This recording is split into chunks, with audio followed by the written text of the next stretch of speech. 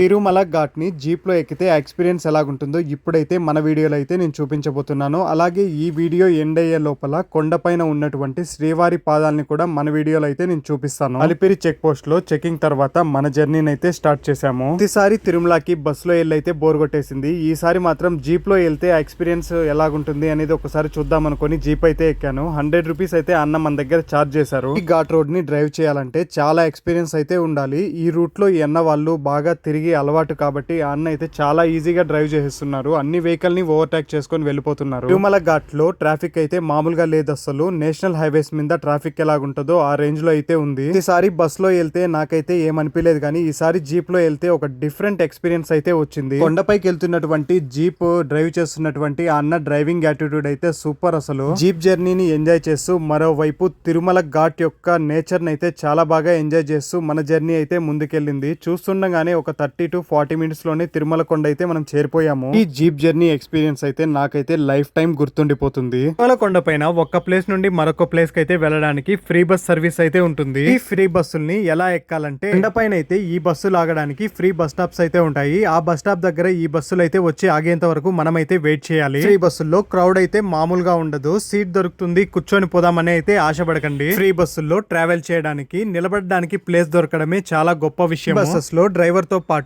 Passengers దిగడానికి address చెప్తూ మరొక వ్యక్తి అయితే ఉంటారు.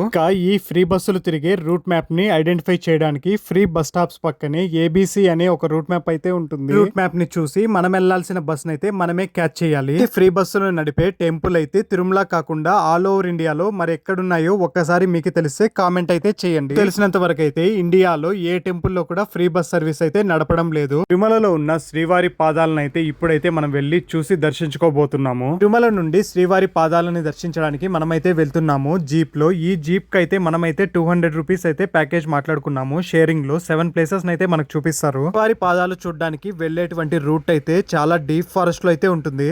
తిరుమలలోని వెంకటేశ్వర స్వామి తన మొట్టమొదటి అడుగునైతే భూమి మీద ఈ ప్రదేశంలోనే పెట్టాడంట. ఆ ప్లేస్ నైతే ఇప్పుడు నేను చూపించబోతున్నాను. ఈ ప్లేస్ ని శ్రీవారి పాదాలు అని అయితే ఇక్కడ పిలుస్తున్నారు. ఇక్కడ ప్రత్యేకత ఏంటంటే శ్రీవారి పాదాల దగ్గర నిలబడి చూస్తే ఆనంద నిలయం మొత్తం అయితే ఇక్కడ మనకైతే కనిపిస్తుందంట. ఇప్పుడైతే మనము ఇక్కడ ఉన్నటువంటి స్టెప్స్ ఎక్కి వెళ్లి చూద్దాము. తిరుమలలో మీరు ఏ ప్లేస్ కి వెళ్ళినా అక్కడైతే ఇటువంటి ఉడతలు అయితే చాలానే కనిపిస్తాయి. మహావిష్ణువు మొట్టమొదటి అడుగు పెట్టినటువంటి ప్రదేశాన్ని అయితే ఇప్పుడు మనం చూడబోతున్నాము. అది కూడా తిరుమల కొండలలో చాలా ఎత్తైనటువంటి నారాయణగిరి కొండపైన అయితే ఈ పాదాలు అయితే ఉన్నాయి. మనమైతే శ్రీవారి పాదాలు ఉన్నటువంటి ఆ ప్రదేశాన్ని అయితే చేరిపోయాము. ఒక్కసారి మీరు కూడా దర్శించండి. ఇప్పుడు మనం వీడియోలో చూస్తున్నది సాక్షాత్తు శ్రీ మహావిష్ణువు భూమి మీద తన మొదటి పాదం మోపినటువంటి ప్రదేశం అయితే ఇది. వీడియో స్టార్టింగ్ లో ఇక్కడ నిలబడి చూస్తే ఆనంద నిలయం మొత్తం కనిపిస్తుంది అని చెప్పాం కదా. ఒక్కసారి అయితే చూడండి, తిరుమల టెంపుల్ అయితే మొత్తము ఇక్కడ నుంచి కనిపిస్తోంది. వీడియో చూసిన తర్వాత మీకేమనిపించిందో కామెంట్ అయితే చేయండి. నెక్స్ట్ వీడియోలో అయితే తిరుమలలో ఉన్నటువంటి చక్ర తీర్థాన్ని అయితే మన వీడియోలో కంప్లీట్ గా నేనైతే చూపించబోతున్నాను. మిస్ అవ్వకుండా ఉండటానికి ఛానల్ అయితే సబ్స్క్రైబ్ చేసి పెట్టుకోండి. ఇటువంటి ఫ్యాక్ట్ అండ్ హిస్టారికల్ వీడియోస్ అయితే మన ఛానల్లో ఎన్నో అప్లోడ్ అయితే ఉన్నాయి. ఒకసారి వెళ్ళి విజిట్ చేయండి. Thank you for watching Garuda vlog 7 videos.